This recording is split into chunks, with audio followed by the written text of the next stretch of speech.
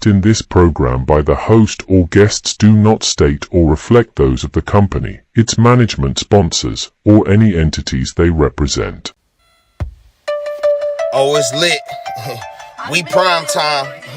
Subscribe, like, and share. Give us your feedback. Yo, I'm Manny at the plate and Kobe off of steel. Gretzky for the goal and Brady at the wheel. I'm a game changer, the Osaka of the tennis. And breaking scoreboard, Simone of the Olympics. Defense and big business, the Mayweather who way better. From the greatness of Jim Brown, I've been down. Talking sports before I was off the porch. Screaming Bo knows while Jordan was playing horse. Late 80s getting torched by the drive and the shot. 2016 got a ring off the 3 in the block. They eased to forgot the cardiac kids. Price and Doherty, Bill in the Indian years. This who it is. Your host DeeTrynt, yo, that's a name banger. Come in the streets and talk sports with the game changer. Yo, your host DeeTrynt, that's a name banger. Come in the streets and talk sports with the game changer. Yeah, we back with episode 101, basketball 101, Cleveland Cavaliers 101 in 2024. I am DeeTrynt. This is Game Changer Sports Talk on the Industry Sports channel. You are viewing this. You could be seeing this from YouTube, Twitch, Twitter, or Facebook. All right. On all those platforms, plus Instagram as well, you can follow us at either DeeTrynt or at InDaStreetzSportz. All right. Make sure you go to the website, InDaStreetzSportz.com, catch the latest articles, everything, right? If you missed the replay, if you missed the live streamings, you can catch the replays on Spotify, Google Podcasts, Radio Public, various other podcast streaming platforms. Just look for InDaStreetzSportz. Subscribe, like, share, and follow. And you'll see Game Changer Sports Talk with yours truly, DeeTrynt, and you do the same with that as well. All right. Now, for the 100th episode, we talked about JB, right? And I went over what I felt like was the reasons JB got fired. Kobe Altman had his press conference. I'm not going to sit here and tell you I watched it, right? So I'm not going to tell you what he specifically said, because I will be misquoting him. I'm just telling you what I felt like, right? In this segment, though, we're going to look at the Cavs, right? The roster, the core, the contracts, the offseason, and, a few of the things that people, would like to talk about. All right, so whichever platform you are looking from it from, right?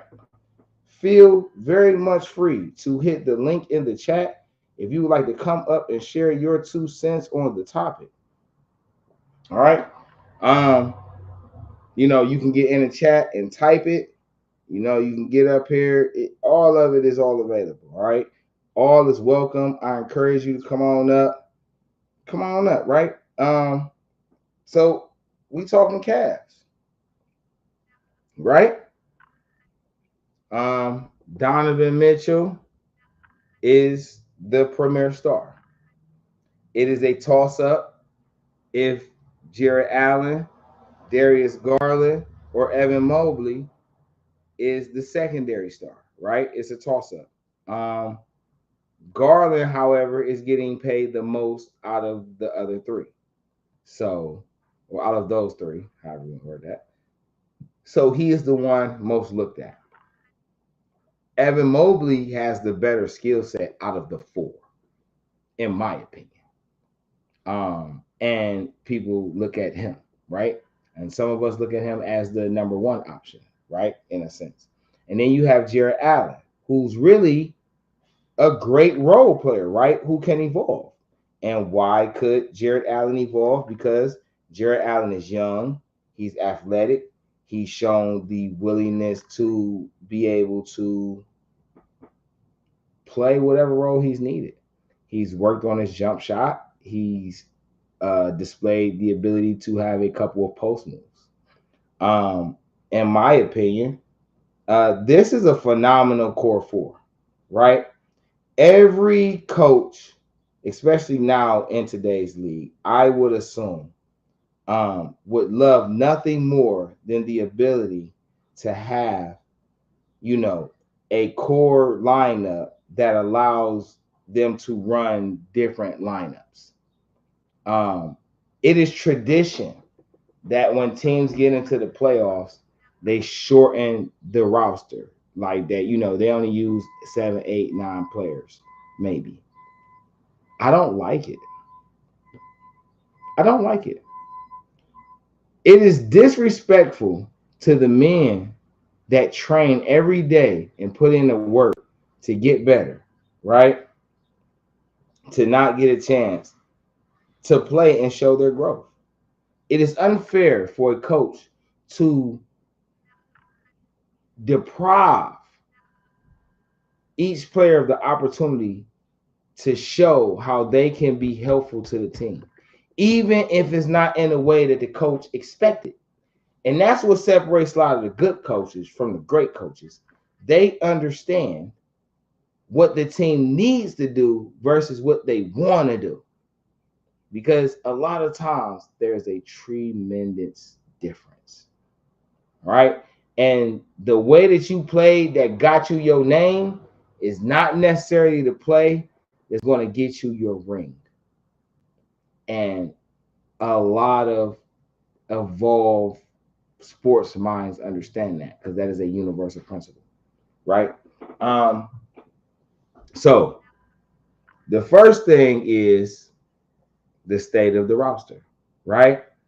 Before we get to what coach comes in, who we like to come in, players we would like to get rid of, let's identify exactly what's on the roster, right? And under JB, what they've been able to contribute in this past season, right? So undoubtedly, Donovan Mitchell, when it comes to points, is the number one scorer on the team. All right. This is not a debate. It's not up for debate. Donovan Mitchell averaged 29.6 points a game last season off 11 made field goals a game. He had 22 attempts.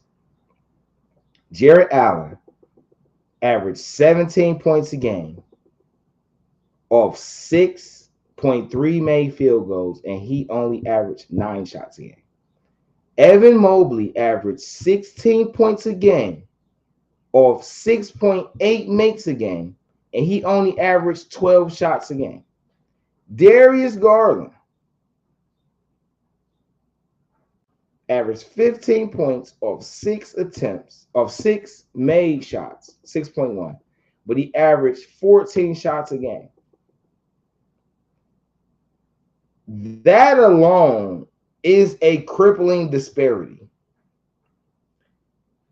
The person that's the guard got almost double the attempts of your 2 big men.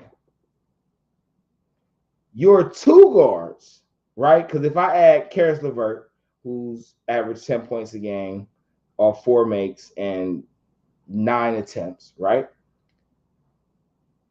Your guards, your top guards made 20 shots a game, right?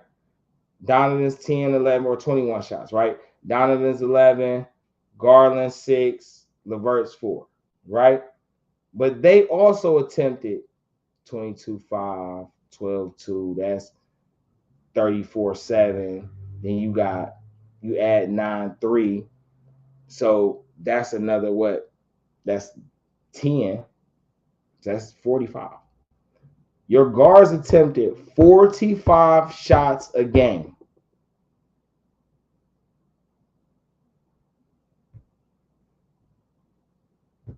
Virtually. And your bigs averaged 13. You have the only 2 mobile, athletic, floor-spreading big men in the league as a duo, right? 2 of them at the same time. And they averaged a combined, 20 shots. They made 13 shots. they averaged 21, 22 shots a game. Your bigs averaged 22 shots a game as a collective. And Evan Mobley is the third pick in the draft. You cannot tell me that doesn't make sense to you. You can't tell me that makes sense to you. You can't tell me that makes sense. It's mind-boggling. The disparity. 45 to 22. Mind you, right? You say, okay, well, who was getting the other shots? Strus averaging almost 9 shots a game. Okoro gets 6 shots a game. Dean Wade averaging 4.5 shots a game. Niang averaging 4 shots a game. I don't know, man. I think I have no issue with Donovan Mitchell taking 22 shots a game. I have an issue with Donovan Mitchell taking 22 shots a game if the other 3 players haven't even attempted 10 shots yet. By the time Donovan Mitchell gets to his 22 shots a game, these other 3 players should have already been shot the ball 15 times apiece. Now, people look at me like I'm crazy. But it's not the volume of shots you get. It's the quality of shots you get and how often you can repeat creating that opportunity for that shot. That's good offense. That's good synergy. That's creating the unison that provides the ultimate level of chemistry that allows them to build the culture that everybody wants to replicate that happened with the Warriors. Okay? The Cavs have a nice team. I like Strus. I like Okoro. I like LeVert. I like Wade. I'm cool with Niang. I didn't like Niang when they got him, but he played well for us. Tristan was nice. I like Damon Jones. We only have 3 legit free agents this season.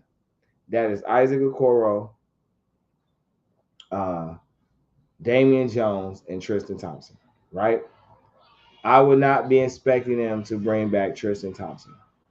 I would like for them to bring back Damian Jones because he didn't even get a chance to play.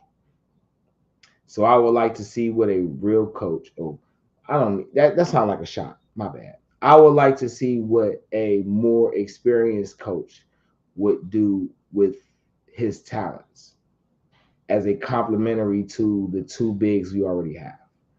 Let me put this out here because I probably didn't say this. My first option is to not break this team up. My number 1 option is to not break the team up. My number 1 option is to find a coach that's going to show me how he can maximize every player on my current roster. Before a coach can come in and tell me what he needs for him to be successful, I need him to tell me how he going to use what I got to be successful. Because I know it's talent-wise, as a collective talent, this is enough talent and potential to win a championship and multiple championships. It is. Again, collective talent-wise, right? Because when I say this, people talk about, oh, he did this. Oh, he did. I ain't talking about what he did or didn't do. I'm talking about everybody's ability when they're at their best. That's what I'm speaking on. So all the rest of that is irrelevant. How are these guys at their best, right? And as a collective talent base, they have enough to win a ship.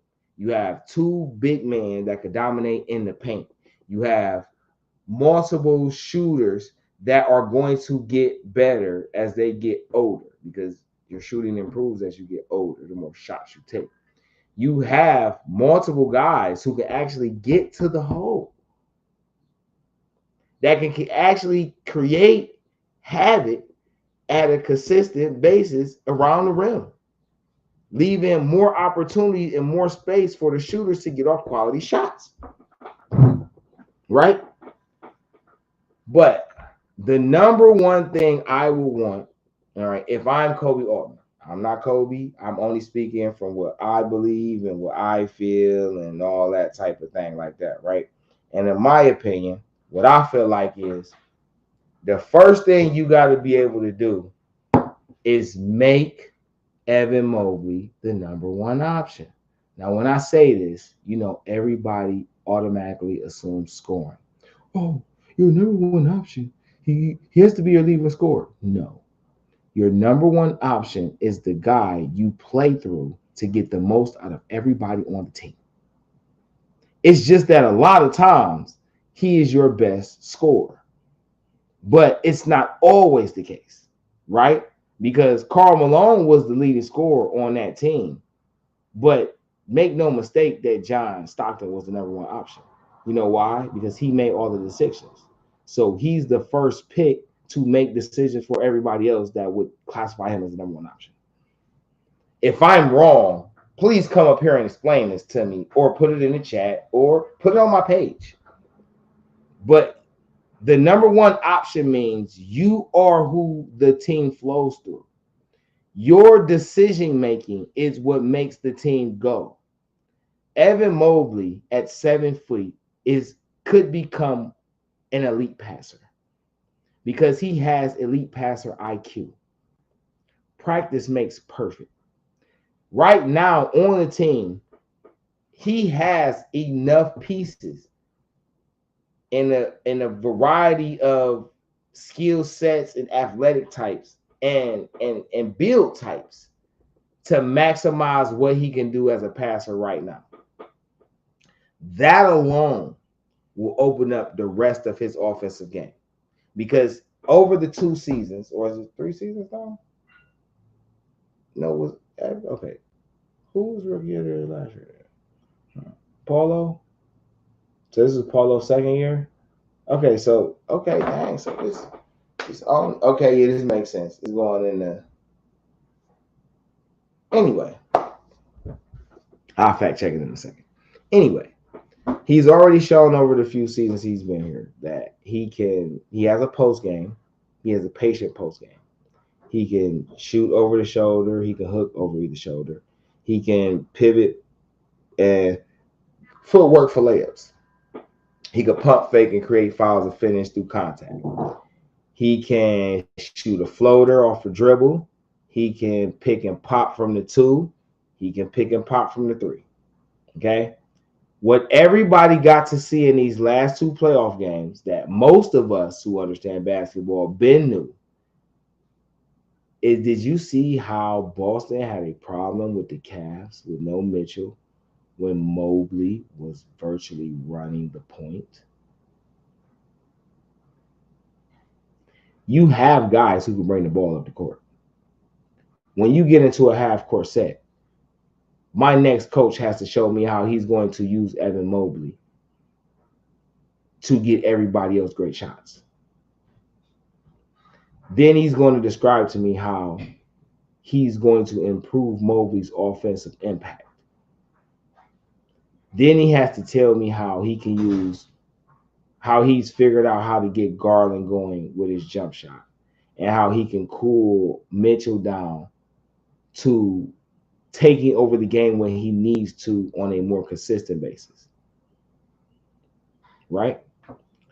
My next coach, if I'm Kobe Altman, has to tell me how he's going to improve Isaac Okoro, who shows all the potential to be able to grow into something on the offensive end. A guy who can finish in transition, who can at least hit the open shot, who can drive and create havoc at the rim off the bounce. At 23 years old, has potential. Whoever told you different is just being biased and naive. Okay? At some point, Isaac Okoro will probably be one of the top 5 best perimeter defenders in the league. At some point, in my opinion. In my opinion, with him and Mobley, you have what you need as perennial defenders on the perimeter and in the paint. Now, what I think needs to be added to this core is a point forward. You need a guy at the 3 that facilitates. Because using the guards in a motion offense, right? And virtually using Mobley and Allen in a triangle type of offense will hurt teams. It will hurt them. Right? Right? Imagine, right? You come down in the set with your 3, right? Let's just say, because we all talking Imani Bates, right? We love Imani Bates. I love Imani Bates, right? But just for hypothetical example, right? Imani Bates is coming down, handle developed a little more. His pass IQ developed a little more, right? When he come bring the ball down, you got Mobley and Allen basically on opposite ends of the baseline.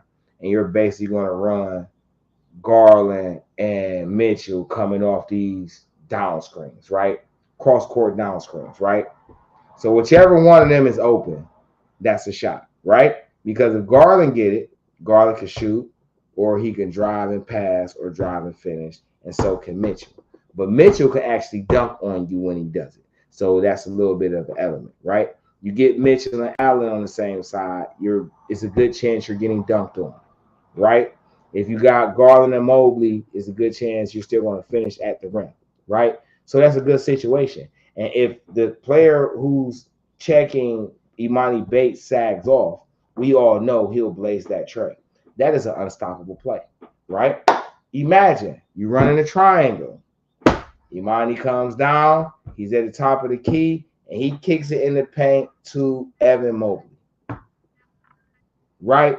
And then Imani basically goes to the corner, and then from the elbow, you'll have a Donovan Mitchell come to the top, right? So now you got Evan in the paint, you got Mitchell at the top, you got Bates in the corner, then you got Garland on the elbow, and then you got Allen basically as the backup rebounder coming from the baseline. I just gave you 2 sets, right? That's 2 sets with just those 5 players, right? 2 sets that's virtually unguardable every game. Unguardable. Now understand, right? Everybody's concerned with them is defense, right? But I feel like we have enough pieces here to be able to do something different on defense. Do enough on defense where it doesn't matter. That's just where I'm at. We can do enough on defense where it doesn't matter. We're just not consistent on offense for that not to be a shining light, all right? DeeTrynt, Game Changer Sports Talk, InDaStreetzSportz, streaming on multiple media platforms. Talking Cavs offseason, personnel. We're about to get into these coaches, right? If you watch it from Facebook, Twitter, Twitch, YouTube, all right, you could definitely get on the stream, hit the link, come up, add your 2 cents, type in the chat. I'll definitely read them out loud. We'll talk about it, right? Follow us on Instagram at DeeTrynt or at InDaStreetzSportz. Also, if you missed the live streaming, you can catch the replays on Spotify, Google Podcasts, Radio Public, or various other podcast streaming platforms. Just look for the InDaStreetzSportz channel. Like, subscribe, share, follow. You'll find Game Changer Game Changer Sports Talk with DeeTrynt there. Do the same. And make sure you get to the website too, InDaStreetzSportz.com, right? Excuse me for the slurred mouth. So, those are things I would look for in a coach because these are the things that I see with that core. The role players are fine. I do like Craig Porter Jr. I think we need to retain him fully. I want to see Imani Bates be developed more, and I want him retained fully. Isaiah Mobley has deserved a chance to get in a rotation and show what he can do to impact the team. I want to see him play more. And I would like to keep Damon Jones. As far as free agents, I have no desires. What I will say that is possible, right? I'm not saying it's going to happen, but I will give my thoughts on if it does happen and how possible it probably is, right? LeBron. LeBron was at the last two Cavs playoff games.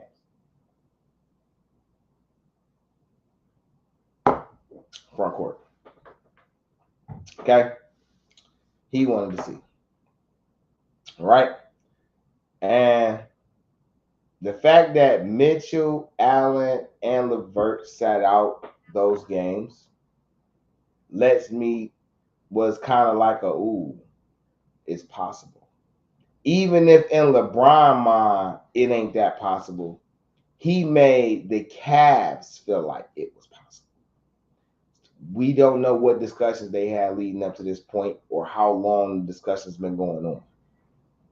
What I will say, though, under the circumstances, knowing what LeBron was cocooned with when he first played here and seeing how most of the nation media is treating his son, it makes perfect sense to me that he would want to come back and play for Cleveland and basically encourage Cleveland to draft his son. What's funny is the Cavs need a guard like that. I like Craig Porter Jr. and I want them to keep him. But if you put Bronny with Greg Porter Jr., you got two defensive small guards that you can work with. Bronny's going to get bigger. I totally believe Bronny's going to be at least 6'3". At least 6'3". Maybe 6'4". He's going to get somewhere around Kyrie height. Come on, man. I think Bronny got game. I don't know what his ceiling is. I just feel like he got game. And that's enough for me. Right? LeBron James playing with this team fits exactly what I was just outlining. Right? Not even that I had him in mind when I get it, because you clearly see I use Amani Bates. But it fits. LeBron James is the leading scorer in NBA history. It's probably more than likely that he wants to retire a Cavalier. He's already said he wanted to play with his son, even though he's more than open to the chance that it may not happen. And this is what more lets me know that it's probably more than possible, because he's willing to accept the fact that it's not possible, right? And that's kind of the key to getting something to work.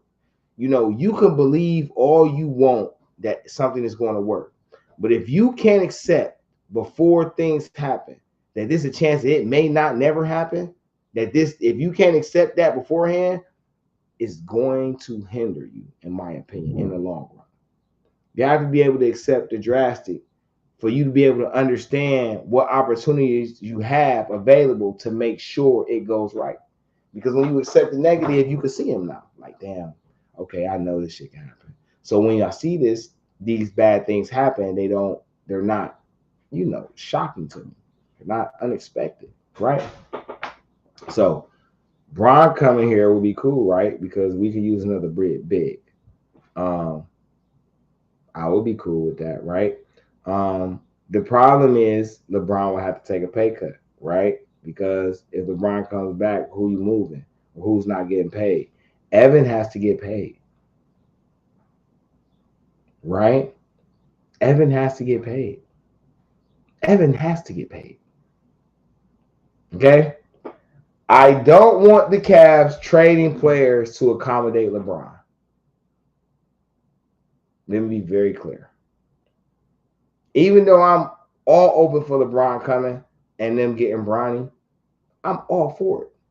I am totally on the bandwagon on it. That puts more spotlight on Cleveland. Cleveland already has a championship type skill set roster. Hold on one moment.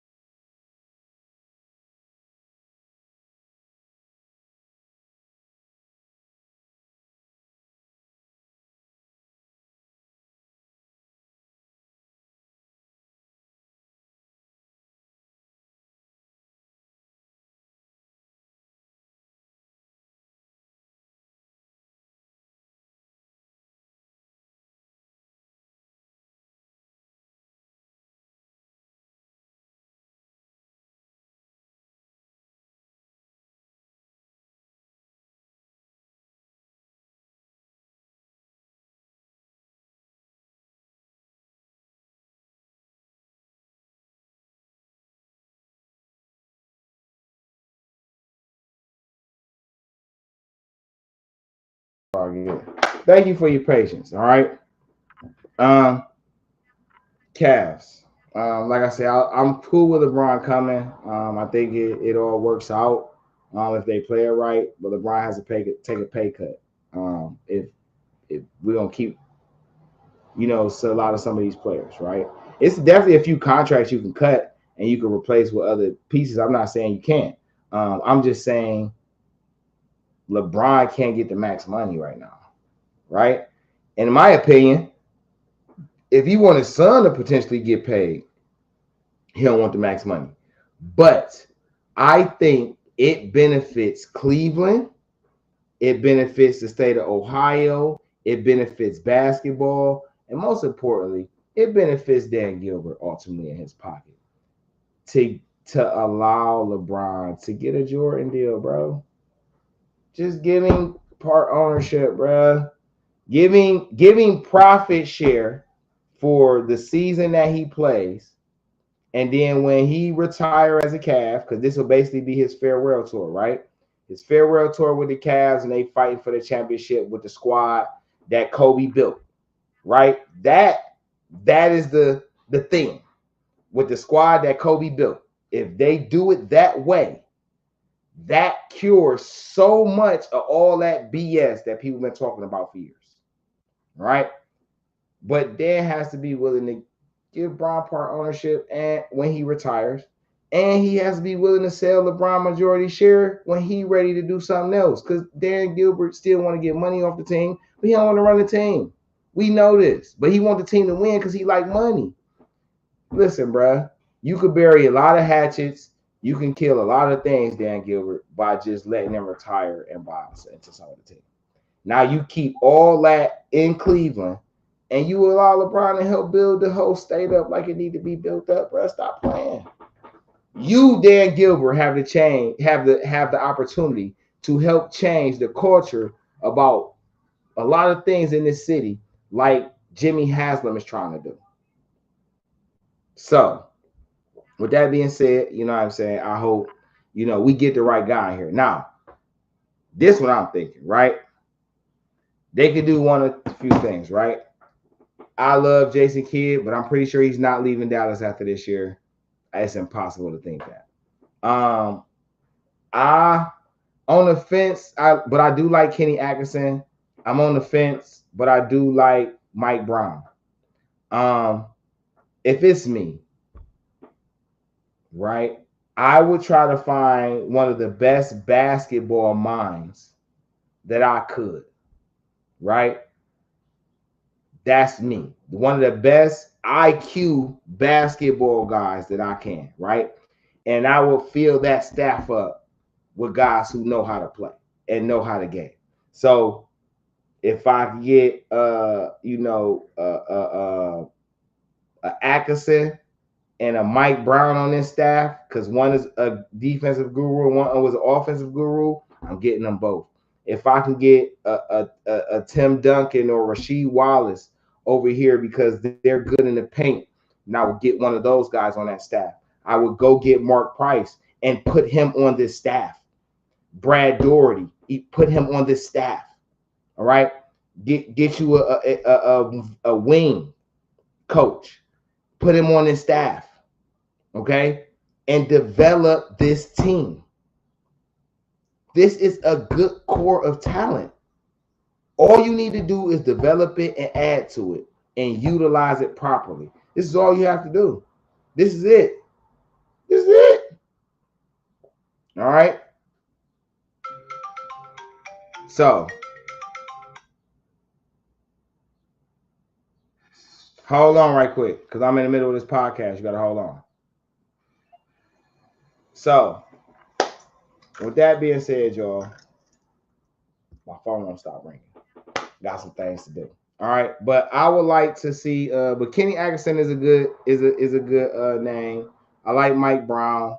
I like the Baroggio cat. I think he might have a chance. And it's some. Listen, if Becky Hammond is the choice, right? Okay, Becky Hammond can ball. I know she knows the game. If she's the choice, that's cool because it's cool, right? but you have to get her a quality staff.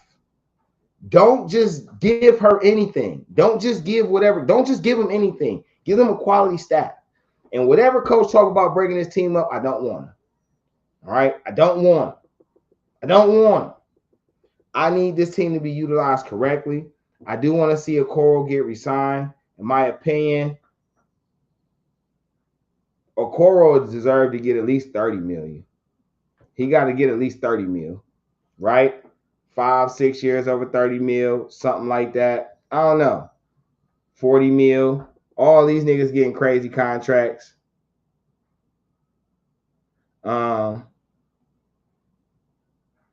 You know, somebody got to, hey, listen. Come on, man. I hate when my phone be acting stupid, right? I hate when my phone act dumb. So,